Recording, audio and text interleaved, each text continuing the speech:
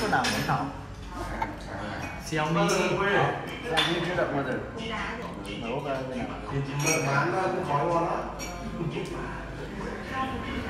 mấy triệu Redmi 5 hàng này cũng mới có 2 triệu 2 mua lại nhất là bóc à đã lắp bóc chưa lắp vào lần nào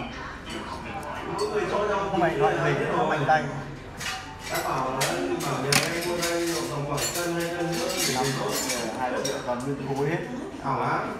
mọi người mọi 2 triệu còn nguyên khối với cả Đâu để nó mát không việc gì mà nhìn mắt lên việc gì.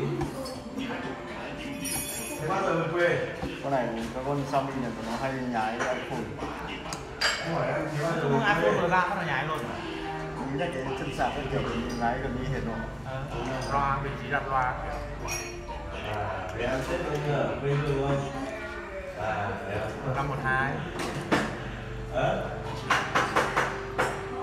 rồi thế anh đi cà phê cái gì anh nói chuyện sau. Thịt xé á. Tham ăn kinh khủng. mà đi sao vậy hay là hình nền vậy hình nền mà Không, lúc nào anh nói chuyện sau. Cái gì? Ai gọi? Mẹ em này. làm hình yếu biết ghét đồng Còn đâu? YouTube ok em đi qua đây mà. pin á khỏe nếu mày nghe gọi bình thường cho hơn 2 ngàn con Xiaomi này đấy mà con Xiaomi nó Mẹ em vậy nó bảo vợ đang đi biển. iPhone là đang mong có cái gạt này có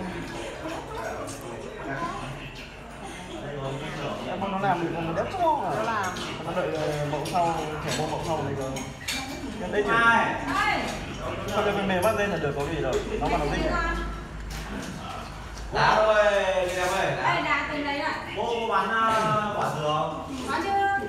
Cho 8 quả. Mang về. đã có bao tiền bố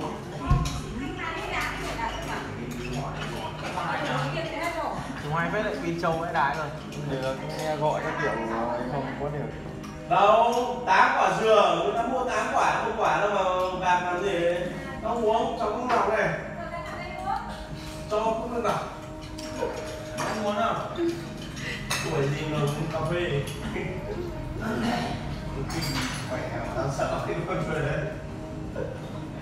còn Redmi 6 giờ nhìn thắt kéo gì Không hay đi đèo cũng xe đặt cái áo nào. Biết đây bye đi. Bye. Bye nào. Bye đi mẹ tắt. Mày ăn mà không bye à? Bye là bye đi. Mai vào sau đi ăn mỏi.